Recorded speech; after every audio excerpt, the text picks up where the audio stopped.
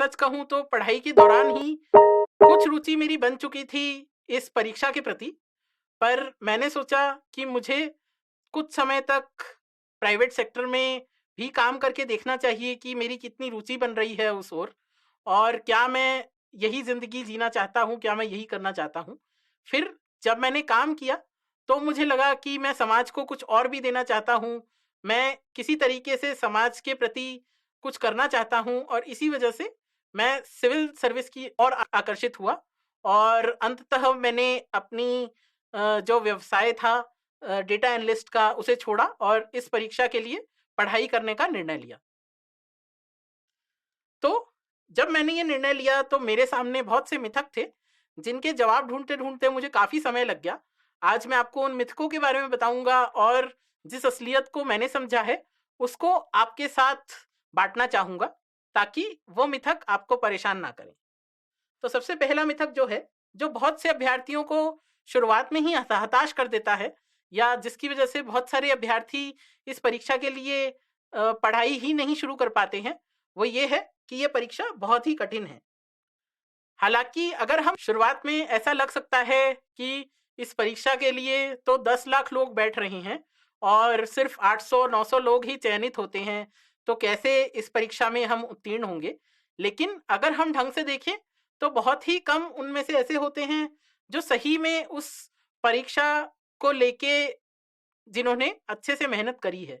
अगर देखें तो बहुत से लोग हैं जो इस परीक्षा के लिए बैठते हैं, लेकिन बहुत कम लोग होते हैं जो इस परीक्षा के लिए सच में गंभीर है। और कौन है वो लोग जो इस परीक्षा के लिए गंभीर है? जिन्होंने कम से कम 1 साल तक कड़ी मेहनत करी है, लगन लगा के पढ़ाई करी है, जिन्होंने हर विषय को समझा है, कोई भी विषय छोड़ा नहीं है। तो अगर हम ऐसे लोगों को देखें, तो ऐसे लोगों की संख्या जो है वो बहुत ही कम है। ऐसे लोगों की संख्या 5,000 से भी नीचे मानी जाती है। तो इसीलिए ये परीक्षा कठिन है, लेकिन उतनी कठिन भी नहीं है जितनी हमें शुरुआत में देखकर लगती है। उसके बाद दूसरा जो मिथक है इस परीक्षा के बारे में, वो ये है कि इस परीक्षा में उत्तीर्ण होने के लिए अच्छी शैक्षणिक पृष्ठभूमि होनी जरूरी है। ऐसा जरूरी है कि हम किसी आईआईटी या आईआईएम से आए हो। ये बात बिल्कुल ही गलत है। क्यों? क्योंकि अगर हम इस परीक्षा की आवश्यकता को देखें तो सिर्फ दो आवश्यकताएं हैं। पहली आवश्यकता है आयु, और दूसरी आवश्यकता है कि आपके पास ग्रेजुएशन यानी स्नातक की एक डिग्री होनी चाहिए। अगर आप इन दोनों आवश्यकताओं पर खरे उतर रहे हैं तो आप इस परीक्षा में उत्तीर्ण हो सकते हैं। और आप ये पहले के उदाहरणों से भी देख सकते हैं कि इस परीक्षा में बहुत से लोग टॉप 10 में आए हैं, जो कि बहुत आईआईटी या आईआईएम से नहीं थे, या फिर जिनके 10वीं या 12वीं के परसेंटेज भी उतने अच्छे नहीं थे। तो इससे हम क्या सीखते हैं? इससे हम ये सीख सकते हैं कि इस परीक्षा में पहले का हमारा जो पृष्ठभूमि है वो उतना जरूरी नहीं है। जरूरी यह है कि हमारी अभी लगन कितनी है, हमारी अभी रुचि कितनी है, हम कितनी कड़ी मेहनत कर रहे हैं।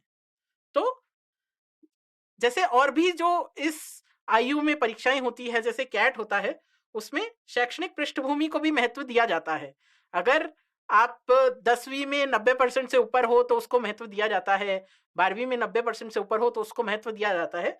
जबकि इस परीक्षा में इन सब चीजों के कोई अंक नहीं है। सिर्फ आप इस परीक्षा के अंदर कितने अंक अर्जित कर रहे हो, उसी से ही आपकी रैंक में फर्क पड़ता है। तो आपको इस चीज का ध्यान रखना है कि इस परीक्षा में समान रूप से कोई भी शुरुआत कर सकता है, और आप भी इस परीक्षा में उत्तीर्ण कर सकते हो।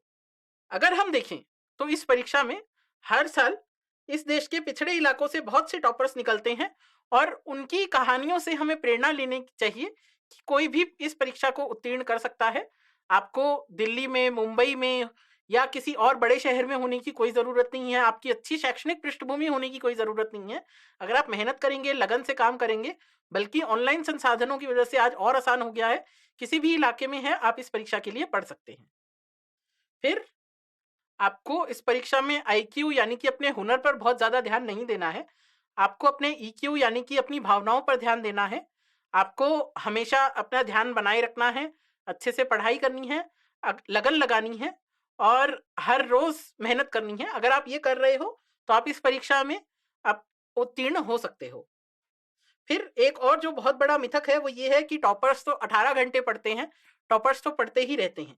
हमें ये ध्यान देना है कि टॉपर्स भी इंसान ही होते हैं और लगातार 18 घंटे पढ़ना भी संभव नहीं है। दूसरी बात कि हमें इस पढ़ाई में मात्रा के साथ साथ गुणवत्ता का भी ध्यान देना है, बल्कि असल में गुणवत्ता मात्रा से इस पढ़ाई में ज्यादा जरूरी है। अगर आप दिन में 5 घंटे, 6 घंटे, 7 घंटे पढ़ रहे हैं, लेकिन ध्यान लगा के पढ़ रहे हैं, आपको हर चीज समझ आ रही है, अगर आप हर चीज को अच्छे से पढ़ पा रहे हैं, तो आप इस परीक्षा में बहुत अच्छा कर सकते हैं। जबकि दूसरी ओर अगर आप दिन में 15 घंटे भी पढ़ रहे हैं, लेकिन बस आप किताब के सामने बैठे हैं, अंदर कुछ नहीं जा रहा है, तो उससे बहुत ज्यादा फायदा आपको नहीं हो पाएगा। तो आपको पढ़ाई में मात्रा का भी ध्यान देना है और गुणवत्ता का भी ध्यान देना है, और मात्रा से ज्यादा गुणवत्ता पर ध्यान देना है। फिर आपको ध्यान भटकाए बिना ध्यान केंद्रित करके पढ़ाई करनी है। ऐसा नहीं कि 15 मिनट पढ़ाई करी, फिर आधा घंटे का आपने एक ब्रेक ले लिया, ये नहीं करना है।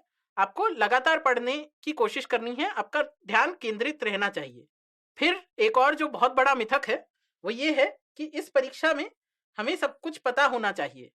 ये एकदम ही गलत है। हालांकि अगर इस परीक्षा को देखें हम, तो पाठ्यक्रम हमें बड़ा लगता है और बड़ा है भी, लेकिन ये स्पष्ट रूप से परिभाषित भी है।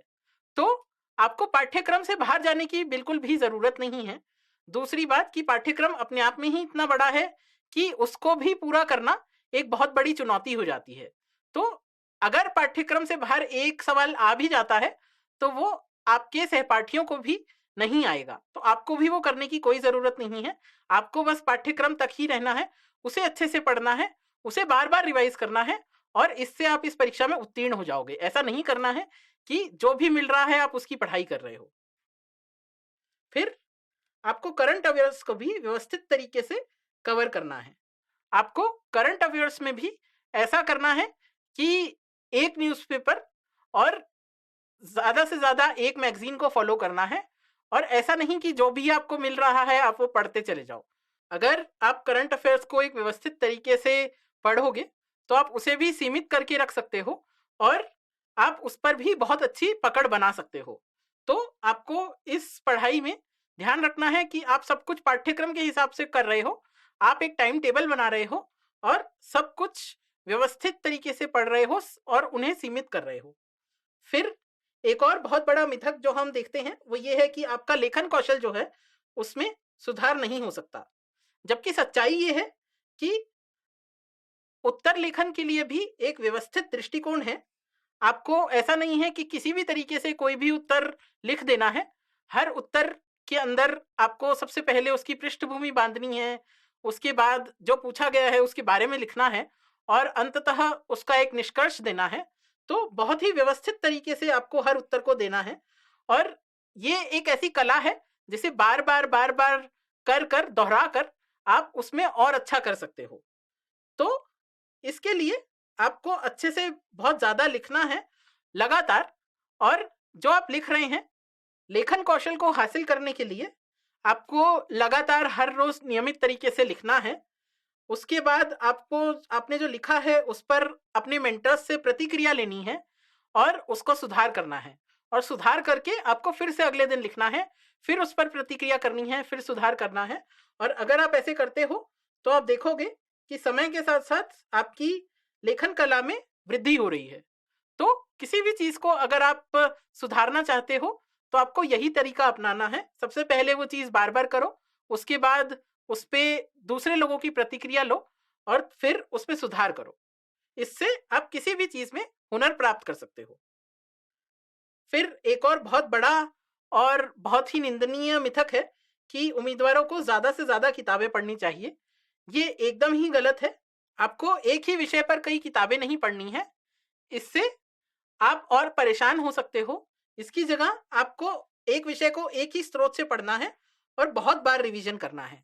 जब आप किसी भी चीज को बहुत बार रिवाइज करोगे तो उस चीज में आपको स्पष्टता महसूस होगी, और जब आपको वो महसूस होगा तो आप उसे और अच्छे तरीके से कर पाओगे। इसीलिए अपने सोर्सेस को कम से कम रखना, अपने स्रोतों को कम से कम रखना इस परीक्षा में बहुत ही जरूरी है। अब एक बहुत ही जरूरी पहलू पे बात करते हैं कि इस तैयारी में मानसिक तनाव से हमें कैसे निपटना चाहिए। तो अगर हम देखें तो मानसिक तनाव एक ऐसी चीज है जो हमें निखार भी सकता है और जिसका बहुत ही गलत असर भी हो सकता है।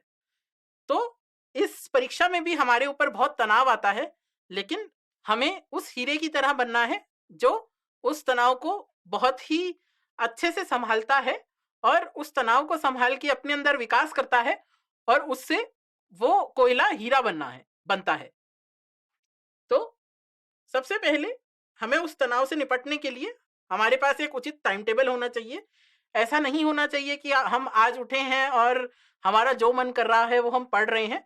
क्यों? क्योंकि वो बहुत अव्यवस्थित होगा और उससे हमें ही समझ में नहीं आएगा कि हम किस ओर जा रहे हैं। तो एक उचित टाइम टेबल होना बहुत जरूरी है। हमें एक शेड्यूल बनाना है और ईमानदारी से उसका पालन करना है। एक और बात है कि जब हम एक शेड्यूल बनाते हैं, उसका पालन करते हैं, हमें दिखता है कि हम आगे बढ़ रहे हैं, तो हमें आत्मविश्वास महसूस होता है। और जब हमें आत्मविश्वास महसूस होता है तो हम और ज्यादा पढ़ाई कर सकते हैं और हम अपने लक्ष्य की ओर आगे बढ़ सकते हैं। तो इसीलिए एक शेड्यूल बनाना, एक टाइम टेबल बनाना बहुत जरूरी है। दूसरी चीज कि हमें ध्यान भटकाव से बचना है। मैं इसका एक उदाहरण आपको देता हूं। मेरे लिए सोशल मीडिया जो है वो बहुत ही ध्यान भटकाने वाली चीज है और इसीलिए इस परीक्षा की तैयारी में मैंने हर तरीके के सोशल मीडिया को छोड़ा। तो आपके लिए वो ध्यान भटकाने वाली चीज कुछ और हो सकती है और आपको उस चीज से बचना है ताकि आप अपने लक्ष्य की ओर अग्रसर हो सकें। फिर आपको लगातार मानसिक तनाव से जूझने के लिए अपने आप को ये याद दिलाना पड़ेगा कि आपने ये यात्रा शुरू क्यों करी थी। उस यात्रा को शुरू करने का मकसद आपके माता पिता हो सकते हैं, उनकी आकांक्षाएं हो सकती है, आपकी समाज में कुछ करने की आकांक्षा हो सकती है, या उसका मकसद आपका देश के लिए कुछ अच्छा करने की आकांक्षाएं हो सकती है, आपकी खुद की महत्वाकांक्षाएं हो सकती है। तो आपको जब भी आप मानसिक तनाव से जूझ रहे हो, आपको उन उन कारणों को ध्यान रखना है और उन कारणों को देखकर आपको उस मानसिक तनाव को दूर भगाना है। फिर इस परीक्षा के लिए बहुत मेहनत की जरूरत होती है और उस मेहनत के लिए हमें जरूरी है कि हम अपने आप का भी अच्छे से ख्याल रखें और इसके लिए हमें अच्छे से नींद लेना बहुत जरूरी है। क्यों? क्योंकि अगर हम अच्छे से नींद लेंगे तो अगले दिन हम तनाव में महसूस नहीं करेंगे और जो भी हम पढ़ेंगे हमारी पकड़ उस पर बहुत अच्छी बनेगी। तो इसीलिए अच्छी नींद का होना भी इस परीक्षा के लिए बहुत जरूरी है। उसके बाद हम बीच बीच में प्रेरक आत्मकथाएं पढ़ सकते हैं, प्रेरक मूवीज देख सकते हैं या गाने सुन सकते हैं, जिससे कि हमें प्रेरणा मिलती रहे कि हमें अपने लक्ष्य की ओर बढ़ते चले जाना है और हमें इस परीक्षा में उत्तीर्ण होना है। फिर हमें अपनी क्षमताओं पे विश्वास रखना भी बहुत जरूरी है। क्यों? क्योंकि अगर हम क्षमताओं पे विश्वास रखेंगे तो हमारे अंदर एक उत्साह बना रहेगा और जो भी अड़चने, जो भी बाधाएं हमारे सामने आ रही है, हम उन्हें पार कर पाएंगे और जैसे ही हम उन्हें पार करेंगे, हमारी क्षमता और बढ़ती चली जाएगी। तो जितनी हम मेहनत कर रहे हैं उससे हम आगे अपने लक्ष्य की ओर अग्रसर होंगे, उससे हमारी क्षमता बढ़ेगी, हमारा आत्मविश्वास बढ़ेगा और उससे हम फिर मेहनत करेंगे। तो ये एक ऐसा ढांचा है जिससे कि हम बार बार जब अप्लाई करेंगे, जिसका इस्तेमाल जब हम बार बार करेंगे तो हम अपने लक्ष्य की ओर आगे बढ़ेंगे और हम अंत में सफल होंगे। फिर एक बहुत जरूरी बात कि तनाव कई बार इसलिए भी आता है क्योंकि हम अन्य उम्मीदवारों से अपनी तुलना करने लगते हैं। तो हमें किसी भी हालत में अन्य उम्मीदवारों से तुलना नहीं करनी है। हर उम्मीदवार का जो विषय है इस परीक्षा में वो अलग होता है। हर उम्मीदवार किसी चीज में बहुत अच्छा होता है और किसी चीज में उतना अच्छा नहीं होता है। हो सकता है कि आपके लिए प्रारंभिक परीक्षा बहुत आसान हो लेकिन मुख्य परीक्षा थोड़ी मुश्किल हो, किसी और के लिए हो सकता है मुख्य परीक्षा आसान हो, प्रारंभिक परीक्षा मुश्किल हो या साक्षात्कार मुश्किल हो। तो इसके लिए हमें ध्यान रखना है कि सबका एक अलग अलग रास्ता है, सबका एक अपना सफर है और हम किसी और से अपने आप की तुलना ना करें। हम अपने रास्ते पर अग्रसर रहें, हम खुद की मेहनत करें, खुद लगन लगाएं और खुद अच्छे से पढ़ें। अब एक महत्वपूर्ण विषय पर आते हैं कि सही वैकल्पिक विषय क्या है और उस विषय का चुनाव कैसे करना चाहिए। तो वैकल्पिक विषय चुनना मेरे लिए भी बहुत बड़ी चुनौती थी और सभी सिविल सर्विस अभ्यर्थियों के लिए ये बहुत बड़ी चुनौती होती है, क्योंकि 7 में से 2 जो प्रश्न पत्र होते हैं वो वैकल्पिक विषय के होते हैं, और इसमें आप जितने अंक प्राप्त करते हैं उसी से ही कहीं ना कहीं ये निर्णय होता है कि आप इस परीक्षा में कैसा करेंगे। तो आपको इस परीक्षा के लिए वैकल्पिक विषय सही से सुनना बहुत ही जरूरी है। इसके लिए उम्मीदवार की रुचि और शैक्षणिक पृष्ठभूमि बहुत बड़ा काम करती है। आपकी जिस विषय में रुचि है आप उस विषय को अच्छे से पढ़ पाएंगे, उसमें अपना ध्यान लगा पाएंगे और निरंतर उसमें मेहनत कर पाएंगे। इसलिए आपको निर्धारित करना है कि आपकी रुचि किस विषय में है। वो निर्धारित कैसे कर सकते हैं? तो वो निर्धारित सबसे पहले एनसीईआरटी की पुस्तकों का अध्ययन करके आप कर सकते हैं कि आपको इतिहास, भूगोल, समाज या किसी और विषय में कितना ज्यादा इंटरेस्ट आ रहा है, कितनी आपकी रुचि बन रही है, और उस हिसाब से क्या आपको उस विषय को चुनना चाहिए या नहीं। दूसरी बात, आपको उस विषय के पाठ्यक्रम को समझना है और देखना है कि उस पाठ्यक्रम में आपकी रुचि कितनी है और आपकी क्षमता कितनी है। ये पाठ्यक्रम यूपीएससी हर विषय के लिए आपको देता है, तो आपको हर विषय के पाठ्यक्रम को पढ़ना है और उस पाठ्यक्रम से आपकी कितनी रुचि जागृत होती है उसे देखना है। फिर एक और चीज जो आपको ध्यान रखनी है वो ये है कि उस विषय के लिए कितना मार्गदर्शन उपलब्ध है। ये हो सकता है कि किसी विषय में आपकी क्षमता बहुत ज्यादा है, अगर ऐसा है तो आपको मार्गदर्शन की शायद जरूरत ना पड़े, लेकिन हर विषय को आपको इतनी बारीकी से अध्ययन करना होता है और इतने अंदर तक उसका अध्ययन करना होता है कि कई बार मार्गदर्शन बहुत ही जरूरी हो जाता है। तो इसलिए आपको ऐसे विषय भी देखने चाहिए जिनका मार्गदर्शन बहुत अच्छे से उपलब्ध है और जिसमें आप उस मार्गदर्शन पे चल के आसानी से उस विषय में अच्छे से अंक प्राप्त कर सकते हैं। तो जो लोकप्रिय विषय होते हैं, जैसे कि भूगोल एक बहुत लोकप्रिय विषय है या इतिहास एक बहुत लोकप्रिय विषय है, तो ऐसे लोकप्रिय विषय आमतौर पर इनमें बेहतर मार्गदर्शन उपलब्ध होता है। तो अगर आपकी रुचि ऐसे विषयों में बन रही है, अगर आपको लगता है कि आपकी क्षमता है, तो आप ऐसे विषय ले सकते हैं। फिर एक और चीज जो कि आप देख सकते हैं वो ये है कि सामान्य अध्ययन और वैकल्पिक विषय के बीच कितना तालमेल है। जैसे कि कई विषय ऐसे हैं जिनका तालमेल बहुत ज्यादा है और कई विषय ऐसे हैं जैसे गणित हो गया या इंजीनियरिंग सब्जेक्ट हो गए जिनका तालमेल इतना नहीं है। तो ऐसे विषयों में क्या होता है कि तालमेल कम होता है और पढ़ाई ज्यादा करनी पड़ती है, लेकिन अगर आपने एक बार वो पढ़ाई कर ली तो आप बार बार बहुत अंक ला सकते हैं। जबकि दूसरे हाथ में जो ऐसे विषय होते हैं जो कि सिर्फ आपके सामान्य अध्ययन में बहुत ज्यादा तालमेल होता है, उसमें आप जब वो विषय का अध्ययन करेंगे तो आपको सामान्य अध्ययन में भी कहीं ना कहीं बहुत फायदा होगा। तो आप ऐसे विषयों को भी चुन सकते हैं। अब आपको ये कैसे जानना है कि तालमेल ज्यादा है या नहीं है, तो आप इसके लिए पिछले जो प्रश्न पत्र है उनका विश्लेषण कर सकते हैं और सामान्य अध्ययन का जो सिलेबस है, जो पाठ्यक्रम है, उसका उपयोग कर सकते हैं। उस पाठ्यक्रम और प्रश्न पत्र को साथ में देखकर आप ये समझ सकते हैं कि किसका तालमेल ज्यादा है और उस हिसाब से अपना वैकल्पिक विषय चुन सकते हैं। फिर आपको ये देखना है कि आपका समय कितना है आपके पास। तो कुछ विषय ऐसे हैं जिनका पाठ्यक्रम बहुत बड़ा होता है और उस पाठ्यक्रम को कवर करने के लिए बहुत समय चाहिए। ऐसे विषय अगर आपके पास किसी कारण से समय नहीं है, जैसे कि मान लीजिए आपके कोई व्यवसाय कर रहे हैं और आपके पास समय की किल्लत है, तो आप ऐसे विषयों से बच सकते हैं जिसमें समय थोड़ा ज्यादा चाहिए। पर हमें यह भी देखना होगा कि एक बार अगर हमने ऐसे विषय पढ़ लिए तो वो हमें काफी रिटर्न दे सकते हैं। तो हमें दोनों ही बातों का संतुलन बनाए रखना होगा। फिर मैंने अपने वैकल्पिक विषय का कैसे चुनाव किया? मैं अगर अपने वैकल्पिक विषय के बारे में बात करूं तो मेरा वैकल्पिक विषय मैकेनिकल इंजीनियरिंग है और मेरा जो वैकल्पिक विषय था वो मेरे स्नातक का भी विषय था।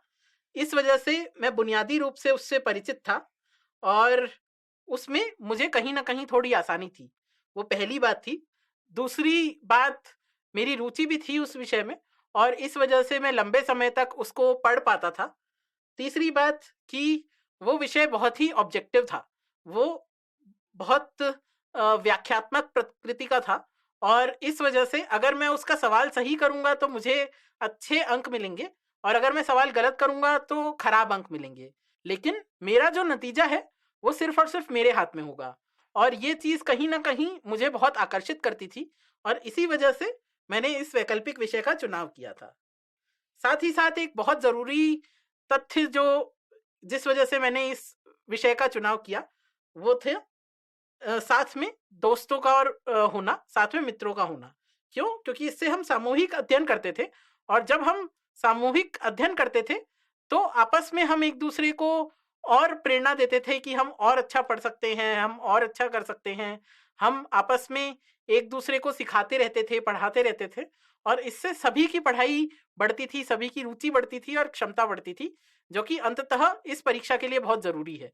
इसीलिए मैं आपको भी यही सलाह दूंगा कि आप लोग भी एक अपना ग्रुप बनाएं अपने मित्रों का, जो एक दूसरे को अच्छे से प्रेरणा दे सके, अच्छे से एक दूसरे को सिखा सके और कोई भी जब हताश हो तो उसे और ऊपर उठा सके, ताकि अपने लक्ष्य की ओर उनमें से हर सहपाठी अग्रसर हो सके। अब आते हैं अगले विषय पर, जो कि है नोट्स बनाने की रणनीति। ये एक बहुत ही पेचीदा विषय है जिसकी रणनीति बनाने में मुझे खुद भी काफी समय लगा। तो इसकी रणनीति इस परीक्षा के भाग के हिसाब से तय होती है। सबसे पहले प्रारंभिक परीक्षा। प्रारंभिक परीक्षा के लिए मेरे हिसाब से नोट्स बनाने की बहुत आवश्यकता नहीं है। क्यों? क्योंकि इसकी किताबें जो है वो बहुत ही स्पष्ट है। तो आप नोट्स बनाने की जगह महत्वपूर्ण खंडों को रेखांकित कर सकते हैं। इससे क्या होगा, जो आप अगली बार पढ़ेंगे वो कम हो जाएगा और हर बार आपको यही कोशिश करनी है कि आप अगली बार जो पढ़ेंगे वो कम करें, ताकि आप बार बार उस चीज को पढ़ते चले जाएं। लेकिन आपको इस चीज का भी ध्यान देना है कि आप हर चीज को रेखांकित ना कर दें। क्यों? क्योंकि आप अगर हर चीज को रेखांकित करते हैं तो रेखांकित करने का जो पूरा का पूरा काम है उसका ही मतलब खत्म हो जाता है। तो इसके लिए आप पहली बार पढ़ने की जगह दूसरी बार पढ़ते समय रेखांकित करें, ताकि आपको समझ में आए कि क्या चीज महत्वपूर्ण है, किस चीज पर ज्यादा ध्यान देना है और आप उसी चीज को रेखांकित कर पाए। फिर आते हैं दूसरे भाग की ओर, जो कि मुख्य परीक्षा है। अगर हम मुख्य परीक्षा की ओर जाएं तो हमें सब्जेक्ट वाइज नोट्स नहीं बनाने हैं। जैसे कि हमें अर्थशास्त्र के नोट्स नहीं बनाने हैं, हमें टॉपिक वाइज नोट्स बनाने हैं। अगर हम इसके पाठ्यक्रम को देखेंगे तो अर्थशास्त्र के अंदर भी बहुत से टॉपिक्स, बहुत से विषय दे रखे हैं उस पाठ्यक्रम में। आपके पास हर विषय से सीधे प्रश्न पूछे जाएंगे और इसी वजह से आपको हर प्रश्न के बारे में 2 से 3 पन्नों के नोट्स होने चाहिए, जो कि जितने ज्यादा हो सके संक्षिप्त होने चाहिए। संक्षिप्त क्यों? क्योंकि आप एक सीमा से ज्यादा नहीं पढ़ सकते हैं और एक सीमा से ज्यादा रिवीजन नहीं कर सकते हैं। तो आपको अपनी पढ़ाई का जो काम है वो कम से कम रखना है, ताकि आप ज्यादा से ज्यादा रिवीजन कर सकें। इसीलिए आप अपने नोट्स को संक्षिप्त रखें। साथ ही साथ अपने टॉपिक से फ्लो चार्ट और डायग्राम्स को शामिल करना ना भूलें। क्यों? क्योंकि आप अपने उत्तर में भी उन फ्लो चार्ट्स और डायग्राम्स का बहुत इस्तेमाल करेंगे। तो जब आप उन टॉपिक्स को पढ़ेंगे तो वो फ्लो चार्ट्स और डायग्राम्स की समझ आपके अंदर बैठ जाएगी और उसके बाद आप बहुत ही आसानी से अपने उत्तरों में भी उन्हें इस्तेमाल कर पाएंगे, अगर वो आपके नोट्स में है तो। उसके बाद शुरुआत से ही हर जवाब का परिचय और निष्कर्ष तैयार करने की कोशिश करें। जैसे कि हमारी परीक्षा में एक टॉपिक है फूड प्रोसेसिंग इंडस्ट्री। उस टॉपिक के ऊपर अगर आप देखेंगे तो हर साल कोई ना कोई सवाल आया ही है। तो आप ऐसे टॉपिक्स के लिए पहले से ही एक परिचय और एक निष्कर्ष तैयार करके रख सकते हैं, जिससे आपका समय जो है उस परीक्षा के अंदर बचेगा और आपको बहुत ही आसानी होगी। फिर अपने जो नोट्स है उसमें कुछ सवाल हैं जिनका आप उत्तर देने की पहले से ही कोशिश करें, और अगर आप ऐसा करते हैं तो आपको पता लगेगा कि परीक्षा में भी वही पूछा जा रहा है और आपको ऐसा लगेगा कि परीक्षा में जो पूछा गया है वो सीधे के सीधे आपके नोट से ही आया है।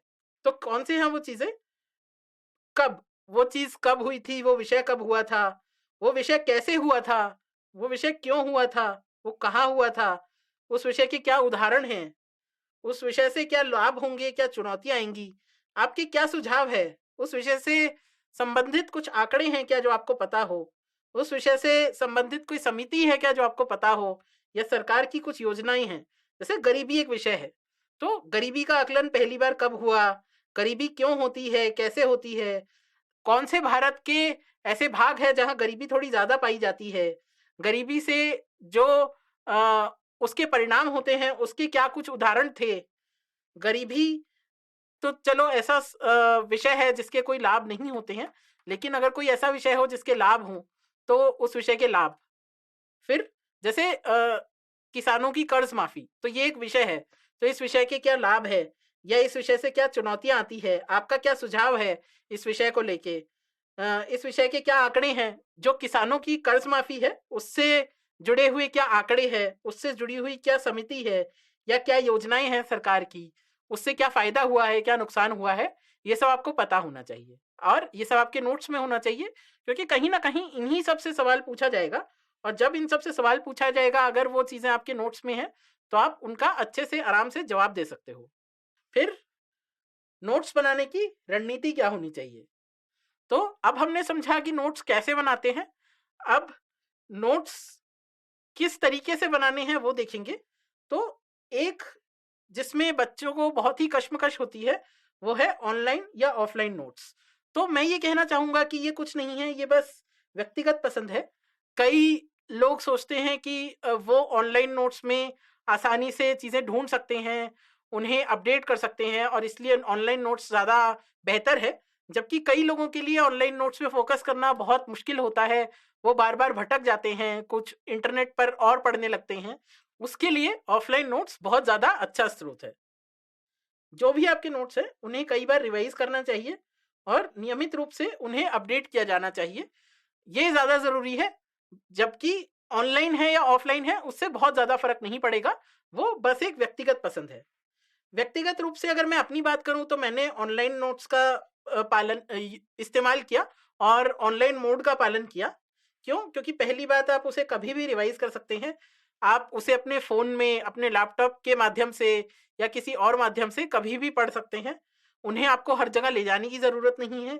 उन्हें आपको अपडेट करना बहुत आसान है, क्योंकि आप उसमें से चीजें मिटा सकते हैं, उसमें नई चीजें डाल सकते हैं और उनमें से कोई भी विषय आपको खोजना है तो वो खोजना बहुत आसान हो जाता है। जबकि ऑफलाइन नोट्स जो है उसमें कौन से पन्ने पर क्या है ये ढूंढना ही बहुत मुश्किल हो जाता है कई बार। तो मैंने व्यक्तिगत नोट रूप से ऑनलाइन नोट्स का पालन किया था। अब इस परीक्षा के तीसरे भाग पर आते हैं, जो कि है साक्षात्कार यानी कि इंटरव्यू। अब अगर हम प्रारंभिक परीक्षा की बात करें तो प्रारंभिक परीक्षा में जो फोकस होता है वो तथ्य पर होता है। अगर मुख्य परीक्षा की बात करें तो कहीं ना कहीं तथ्य के साथ साथ आकलन का भी बहुत महत्व होता है। और साक्षात्कार में आपका क्या विचार है उन विषयों को लेके, उस चीज का बहुत महत्व होता है। तो साक्षात्कार के लिए आपका जो डिटेल्ड एप्लीकेशन फॉर्म है यानी कि डैफ, आपके जो करंट अफेयर्स है और बिहेवियरल यानी कि व्यवहार संबंधित जो प्रश्न है, ये 3 भागों के अलग अलग नोट्स होंगे।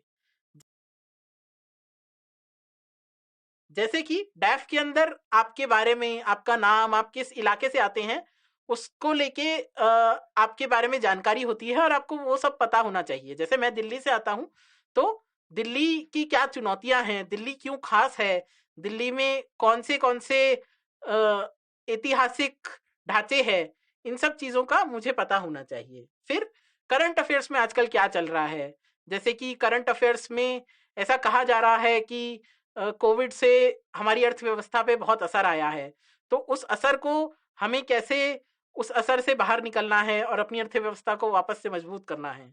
फिर आपका खुद का व्यवहार, जैसे कि आप सिविल सर्वेंट क्यों बनना चाहते हैं, आप में कुछ 3 अच्छाइयां क्या हैं, 3 कमियां क्या हैं, उन सब चीजों का आपको ध्यान रखना है और उन सब चीजों के बारे में भी प्रश्न आपको पहले से तैयार करने हैं। फिर आपको अपने हर विषय के बारे में अपने विचार के बारे में सोचना है। जैसे अगर मैं कहूं कि किसानों की कर्ज माफी, तो क्या ये होनी चाहिए या ये नहीं होनी चाहिए, तो दोनों ही विचार ठीक है, लेकिन आपको पहली बात अपना विचार निर्धारित करना है और दूसरी बात आपको उस विचार को तथ्य से समर्थित भी करना है कि आप अगर ऐसा सोचते हैं कि माफी की जानी चाहिए तो क्यों, और उस माफी से जो असर होगा आप उससे कैसे निपटेंगे, और अगर आप सोचते हैं कि माफी नहीं की जानी चाहिए तो क्यों नहीं की जानी चाहिए और उससे आप कैसे निपटेंगे। ठीक है। साथ में ये बहुत जरूरी है कि निर्णय का संतुलन होना चाहिए किसी भी विषय पर ऐसा नहीं लगना चाहिए कि आप एक चरम पर हैं, और हर विषय में, बल्कि मैं कहूं तो जीवन में भी निर्णय का संतुलन बहुत जरूरी है। तो उस संतुलन को आपको बनाए रखना है। अब रिवीजन की रणनीति पर आते हैं। रिवीजन के लिए आपको कोई भी नया स्रोत नहीं लेना है। ये मैंने आपको पहले भी कहा कि एक विषय के 5 स्रोत को लेने से अच्छा एक स्रोत को लीजिए और उसे 5 बार रिवाइज कीजिए। और अगर आप किसी नई जानकारी का आपको पता लगता है तो उसे मौजूदा स्रोत में ही जोड़े। जैसे कि आप किताब के हाशिए पर, यानी कि किताब के मार्जिन पर उसे लिख सकते हैं, या अगर आपके खुद के नोट्स है तो आप उसे खुद के नोट्स को अपडेट कर सकते हैं। लेकिन ऐसा नहीं कि आप 5 किताबें पढ़ रहे हैं, वो नहीं करना है। फिर हर बार पढ़ते समय पठन सामग्री की जो मात्रा है आपको उसे कम करना है। जो आप पढ़ रहे हो हर बार कम होता जाना चाहिए ताकि आप जल्दी रिवाइज कर सको। ठीक है। अंत में आपकी अगर मैं कहूं तो पूरे भूगोल के ज्यादा से ज्यादा 50 पेज के नोट्स होने चाहिए। वैसे ही कुछ ही पेजों में आपका जो वैकल्पिक विषय है वो खत्म हो जाना चाहिए। इस हिसाब से आपको हर बार पढ़ने की सामग्री अपनी कम करते चली जानी है। इसके लिए आप कैसे कर सकते हैं? तो महत्वपूर्ण बिंदुओं को बार बार हाईलाइट करते रहें ताकि अगली बार आपके पास जब समय कम हो तो आप सिर्फ महत्वपूर्ण बिंदु पढ़ के ही पूरा का पूरा जो विषय है वो समझ पाए। उसके बाद जो रिवीजन है उसमें हर विषय को एक जैसा समय नहीं देना है। जो विषय ज्यादा महत्वपूर्ण है, जो विषय इस परीक्षा में ज्यादा पूछा जाता है, उसको आपको ज्यादा समय देना है, और जो विषय इस परीक्षा में कम पूछा जाता है उसको आपको कम समय देना है। जैसे कि अगर आप देखेंगे तो वैश्विक इतिहास जो है, वर्ल्ड हिस्ट्री जो है, वो मुख्य परीक्षा में अगर आप उसका आकलन करें तो सिर्फ 1 से 2 सवाल पूछे गए हैं, जबकि अर्थव्यवस्था पे हर साल कम से कम 6 से 7 सवाल आते हैं। तो आपको अर्थव्यवस्था को ज्यादा समय देना है रिवीजन में, और वैश्विक इतिहास को कम समय देना है। फिर आपको इस परीक्षा के लिए कुछ चीजें याद भी करनी होती है। तो आप कितना याद रख पा रहे हैं, कितना चीजों को समझ पा रहे हैं, ये चीज देखने के लिए नियमित रूप से टेस्ट दें। उस टेस्ट को देके उसके बारे में और लोगों से राय लें, अपने मेंटर्स से राय लें कि आपका उस टेस्ट में परफॉर्मेंस कैसा था, और उस के ऊपर आगे और सुधार करें। और अगर आप लगातार ऐसा करते हैं, अगर आप बार बार पढ़ते हैं, रिवाइज करते हैं, टेस्ट देते हैं, तो मुझे पूरा भरोसा है कि आप इस परीक्षा में बहुत अच्छा करेंगे। अब इस परीक्षा के जो 3 अलग अलग भाग है, उन तीनों भागों की रणनीति देख लेते हैं कि मैंने उस परीक्षा में क्या रणनीति प्राप्त करी, क्या रणनीति मैंने सीखी, और उस रणनीति का कैसे आप इस्तेमाल कर सकते हैं इस परीक्षा में अच्छे अंक प्राप्त करने के लिए। तो सबसे पहले प्रारंभिक परीक्षा। प्रारंभिक परीक्षा के लिए एक मजबूत आधार होना बहुत ही ज्यादा जरूरी है, और उस मजबूत आधार के लिए आप एनसीईआरटी से शुरुआत करें। एनसीईआरटी और दूसरी मौलिक पुस्तकों का से शुरुआत करके आप एक मजबूत आधार बना सकते हैं। यहाँ पर आपको अपनी समझ पर बहुत ध्यान देना है। चीजों को याद पहली ही बार में करने की कोशिश नहीं करनी है। अगर आप चीजों को अच्छे से समझ पा रहे हैं तो अंततः आप देखेंगे आपको वो याद भी हो जाएंगी। फिर इस परीक्षा में खास करके अगर प्रारंभिक परीक्षा की बात करें तो कहीं ना कहीं पैटर्न थोड़ा अनिश्चित है। ऐसा हो सकता है कि इस साल किसी विषय से 3 ही सवाल आए और अगले साल उसी विषय से 12 सवाल आ जाए। इसीलिए ये बहुत जरूरी है कि हम किसी भी विषय को बिल्कुल ना छोड़े। ऐसा नहीं होना चाहिए कि कोई विषय हमें पसंद नहीं है या हमें लगता है हम कमजोर है तो हम बिल्कुल छोड़ दें, क्योंकि अगर वो विषय ज्यादा आ जाएगा तो कहीं ना कहीं हमें दिक्कतों का सामना करना पड़ेगा। उसके लिए हमें क्या करना है कि हमें उस विषय को अच्छे से पढ़ना है, हर विषय को अच्छे से पढ़ना है, और उसके बाद महत्वपूर्ण विषय को थोड़ा ज्यादा समय देना है। जो कम महत्वपूर्ण है उसे थोड़ा कम देना है, लेकिन छोड़ना नहीं है। फिर आखिरी के जो 3 महीने हैं उसमें हमें कम से कम 3 बार उस परीक्षा के पैटर्न को रिवाइज करना है। तो सबसे पहला जो रिवीजन है वो 1.5 महीने में होगा। फिर दूसरी बार जब हम रिवाइज करेंगे तो 1 महीने में, और तीसरी बार जब हम रिवाइज करेंगे तो आधे महीने में। तो 3 बार इस परीक्षा से जस्ट पहले हमें 3 बार रिवीजन करना ही करना है, ताकि जो भी चीजें हैं हमारे दिमाग में बैठ सकें और हम परीक्षा के अंदर जो सही ऑप्शन है उसे चुन सकें। उसके बाद हमें कई विषयवार और फुल लेंथ टेस्ट देने हैं।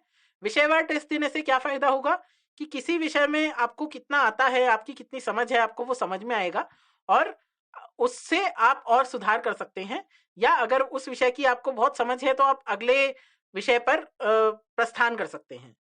फुल लेंथ टेस्ट से क्या होगा कि आप समय को कैसे संभालते हैं, आप एक विषय से दूसरे विषय की ओर कैसे जाते हैं, ये सब चीजें आपको पता लगेगी और यह सब पहलू भी परीक्षा के लिए बहुत जरूरी है। तो कई विषयवार और फुल लेंथ टेस्ट आपको इस एग्जाम में देने हैं। इस एग्जाम में आपको ज्ञान के साथ साथ बहुत सारे कौशलों की आवश्यकता है, जैसे खुद पर भरोसा होना बहुत जरूरी है। आत्मविश्वास इस एग्जाम के लिए बहुत ही ज्यादा जरूरी है। अगर आपको आत्मविश्वास है कि आप कर पाएंगे तो आप लगातार मेहनत करेंगे, बीच बीच में अड़चने भी आएंगी तो आप उसका साहस से सामना करेंगे और उन अड़चनों को आप पार कर पाएंगे। तो आत्मविश्वास रखें। दूसरी बात, एलिमिनेशन टेक्निक। तो एलिमिनेशन टेक्निक भी इस एग्जाम में बहुत जरूरी है। कई बार ऐसा हो सकता है कि कोई सवाल आए जिसके बारे में आपको बहुत ज्यादा जानकारी ना हो, लेकिन आप अपनी कॉमन सेंस से ही उस सवाल के कई ऑप्शंस को एलिमिनेट कर पाएंगे और उन ऑप्शंस को एलिमिनेट करके आप एक सही जवाब तक पहुंच सकते हैं। फिर सही समय प्रबंधन होना बहुत जरूरी है। सही समय प्रबंधन से आप ये निश्चित कर सकते हैं कि 2 घंटे के अंदर अंदर आप उस सारे सवालों को कम से कम 2 से 3 बार पढ़ रहे हैं। और कई बार ऐसा होता है कि पहली बार में जो प्रश्न हमें समझ नहीं आता है वो दूसरी या तीसरी बार में हम सही ठीक कर देते हैं। तो इसीलिए हमारा समय प्रबंधन बहुत जरूरी है ताकि जो सवाल हमसे नहीं हो पा रहे हम उसे 2, 3, 4 बार पढ़ सके प्रारंभिक परीक्षा में और उन्हें हल कर सके। फिर भावनात्मक प्रबंधन भी बहुत जरूरी है। ऐसा कई बार हो सकता है कि हमें लगातार 4 सवाल या 5 सवाल ना आए, तो उससे हमें निराश या हताश नहीं होना है। उससे हमें अपनी भावनात्मक प्रबंधन करना है और हमें सोचना है कि अगला सवाल हम बहुत अच्छा करेंगे। और फिर हम देखेंगे कि जब हम हताश नहीं होते हैं, जब हम आत्मविश्वास रखते हैं, तो एकदम से 10 सवाल ऐसे भी आ सकते हैं जो हमारे सारे ठीक हो जाए। तो इसीलिए इस परीक्षा में इस कौशल के साथ साथ, ज्ञान के साथ साथ भावनात्मक प्रबंधन और समय प्रबंधन भी बहुत जरूरी है। और इन दोनों चीजों को सुधारने के लिए ही आपको लगातार परीक्षा देते रहना है, लगातार विषयवार और फुल लेंथ टेस्ट देते रहना है। अब आ जाते हैं दूसरे और सबसे जरूरी पड़ाव पर, जो कि है मुख्य परीक्षा। मुख्य परीक्षा में आपको विषय का विश्लेषण भी आना चाहिए। जो प्रारंभिक परीक्षा थी उसमें कहीं ना कहीं आपको विषय से संबंधित जो तथ्य होते हैं वो पूछे जाते हैं। उसके बाद बहुत से विषय ऐसे होते हैं जो मुख्य परीक्षा विशिष्ट होते हैं, जो कि प्रारंभिक परीक्षा में नहीं पूछे जाते हैं, जैसे कि अभिशासन या गवर्नेंस, जैसे कि आंतरिक सुरक्षा, जैसे कि नैतिकता यानी कि एथिक्स। तो ऐसे विषयों को आपको नजरअंदाज नहीं करना है, ऐसे विषयों की उपेक्षा नहीं करनी है और उन्हें भी अच्छे से पढ़ना है। उन्हें भी उतना ही महत्व देना है जितना आपने प्रारंभिक परीक्षा के विषयों को दिया था, क्योंकि ऐसे विषयों से भी बहुत से सवाल आते हैं और इस परीक्षा में जो कंपटीशन है वो इतना ज्यादा है कि आपको हर विषय के बारे में कुछ हद तक जानकारी होनी चाहिए। उसके बाद हमने बात करी थी कि आपको निरंतर अपने नोट्स को अपडेट करना है। तो उस अपडेशन में क्या है, उस अपडेशन में समाचार पत्र जो आप पढ़ेंगे उनके उदाहरण, उनके आरेख, उनके फ्लो चार्ट्स का इस्तेमाल करना है। जब वो चीजें आपके नोट्स के अंदर होंगी तो आप देखेंगे कि उनका आपको उत्तर में भी फायदा होगा, उनको आप उत्तर में भी लिखेंगे। तो आपको उस चीज का भी बहुत ध्यान रखना है कि आप अपने उत्तर को एक जैसा ना बनाएं, उसके अंदर नई नई चीजें डालते रहे, उसके अंदर आप फ्लो चार्ट्स, उसके अंदर आप ग्राफ्स, उसके अंदर अलग अलग चीजों के उदाहरण आप लिखते रहें। जैसे कि प्रदूषण एक बहुत बड़ी समस्या है और अगर आपको अखबार में ये लिखा हुआ आ रहा है कि किसी देश ने प्रदूषण से बहुत अच्छे से डील किया, तो आपको उस उदाहरण को लेना है और अपने नोट्स में लिखना है और फिर उसका अपने उत्तर में भी इस्तेमाल करना है। इससे क्या होगा, आपके उत्तर में एक नयापन आएगा जिससे आपके अंकों में बढ़ोतरी होगी। ठीक है। उसके बाद आपको नियमित उत्तर लिखना है और नियमित उत्तर लिखते हुए अपने मेंटर्स से, अपने सहपाठियों से उसके बारे में विचार विमर्श करना है और देखना है कि हम उसे और कैसे सुधार सकते थे। और जो भी आपको नियमित उत्तर लेखन करना है और अपने सहपाठियों से, अपने मेंटर्स से ये बातचीत करनी है कि आप उस उत्तर को कैसे सुधार सकते थे, और इससे जो भी आपको सीख मिले उसका पालन करना है और अगली बार और बेहतर उत्तर लिखने हैं। अगर आप ये लगातार करते रहेंगे तो आप पाएंगे कि आपके अंक बढ़ते चले जा रहे हैं। फिर आपका जो भी वैकल्पिक विषय है जिसके बारे में हमने बहुत अच्छे से बातचीत करी कि उसको आपको कैसे चुनना है, उसमें आपको महारत हासिल करनी ही है, वो बहुत जरूरी है। और उस विषय में जितने आपके अंक आएंगे उसी से ही कहीं ना कहीं आपकी फाइनल रैंक डिसाइड होती है। अब आ जाते हैं इस परीक्षा के आखिरी पड़ाव पर, जो कि है साक्षात्कार यानी कि पर्सनालिटी टेस्ट। साक्षात्कार के लिए आपको हर जो विषय है उसके बारे में अपनी एक राय बनानी है, और उस राय बनाने के लिए आपको उसे बारीकी से समझना बहुत जरूरी है। तो उस विषय को बारीकी से समझने के लिए आपको कम से कम 2 समाचार पत्र पढ़ने हैं। फिर उस विषय पर आपको अपनी राय विकसित करनी है कि आप उस विषय के बारे में क्या सोचते हैं। जैसे कि हमने पहले भी एक विषय के बारे में बातचीत करी थी कि किसानों की जो कर्ज माफी है उसके बारे में आपकी क्या राय है, और जो भी आपकी राय है वो क्यों है, उससे संबंधित जो तथ्य है वो क्या है, उससे संबंधित जो एक्सपर्ट्स हैं उनकी क्या राय है, और उस राय से जो असर होगा आप उसे कैसे संभालेंगे। फिर अपने संचार कौशल यानी कि कम्युनिकेशन स्किल्स पर भी ध्यान दें कि आप कैसे बोलते हैं, क्या आपके बोलने का लहजा सामने वाले को पसंद आता है, समझ आता है, कितनी क्लैरिटी है, उन सब चीजों का भी आपको ध्यान देना है। और उस चीज को आपको अपने दोस्तों के साथ बात करके उस चीज को लगातार बेहतर बनाते रहना है। ठीक है। उसके बाद वो जो राय है वो एक संतुलित राय होनी चाहिए। ऐसा नहीं होना चाहिए कि हम किसी चरम पे जाके बात कर रहे हैं, और हमें हमेशा एक सिविल सर्वेंट की तरह संतुलित राय बनाए रखनी है। अब चलते चलते कुछ अंतिम बातें, कुछ अंतिम चीजें जो मैं आप सभी को कहना चाहूंगा। ये यात्रा लंबी है, इस यात्रा में बहुत सारे उतार चढ़ाव आएंगे, तो इस यात्रा का आनंद ले। इस यात्रा के अंत में आप जो इंसान होंगे वो बहुत ही बेहतर इंसान होंगे, बहुत ही ज्ञान से भरे हुए, बहुत ही समझदार इंसान होंगे। और इस यात्रा में लगातार बने रहने के लिए आपको उस यात्रा का आनंद लेना बहुत जरूरी है। इस यात्रा से ना केवल आप एक सिविल सर्वेंट बनेंगे, बल्कि आप एक बहुत समझदार व्यक्ति, बहुत अच्छे नागरिक भी बनेंगे। आप देश के बारे में भी बहुत कुछ जानेंगे, आप समाज के बारे में, भूगोल के बारे में जानेंगे, ऐसी चीजें जानेंगे जो कि आपकी दिन ब दिन की जीवन को बहुत ज्यादा असर करती है। तो इसीलिए इस यात्रा का भी आनंद लेना बहुत जरूरी है, न केवल सिर्फ मंजिल की ओर देखना। ठीक है। उसके बाद आपको अपने आप को इस लक्ष्य की ओर समर्पित करना होगा, निरंतर कड़ी मेहनत करते रहनी होगी, तब आप इस लक्ष्य की तरफ पहुंच पाएंगे। तीसरी बात, अपने आप पे यकीन रखना बहुत जरूरी है, आत्मविश्वास बहुत जरूरी है, और ये मानना कि आप कर सकते हैं बहुत जरूरी है। हो सकता है कि आप 2 दिन नहीं पढ़े, 3 दिन नहीं पढ़े, कुछ अड़चन आ गई, तबियत खराब हो गई, घर पे कुछ हो गया, लेकिन फिर से शुरू करें, फिर से पढ़ाई करें, हिम्मत रखें, मेहनत करें। और आपको ये भी समझना होगा कि हर टॉपर जो है उसके जीवन में भी कहीं ना कहीं कोई ना कोई दिक्कत आती है, और ऐसा भी हो सकता है कि वो किसी वजह से ना पढ़ पाए, लेकिन फिर वो उठ के खड़े होते हैं। तो गिरने में कोई दिक्कत नहीं है, लेकिन गिर के वहीं नहीं रहना है, हमें फिर खड़े होना है, फिर मेहनत करनी है, फिर अपने लक्ष्य की ओर बढ़ना है। और अगर हम ऐसा करते हैं तो सफलता हमें मिलनी तय है। फिर लगातार अपने आप में वृद्धि और सुधार करें, न केवल एक परीक्षार्थी की तरह, न केवल एक अभ्यर्थी की तरह, पर एक अच्छे इंसान की तरह भी। हमेशा कोशिश करें कि आप अपने लक्ष्य की तरफ बढ़ रहे हैं। जितना हो सके अपने आप के अंदर, अपने ज्ञान के अंदर, अपने व्यक्तित्व के अंदर निरंतर सुधार करते रहें।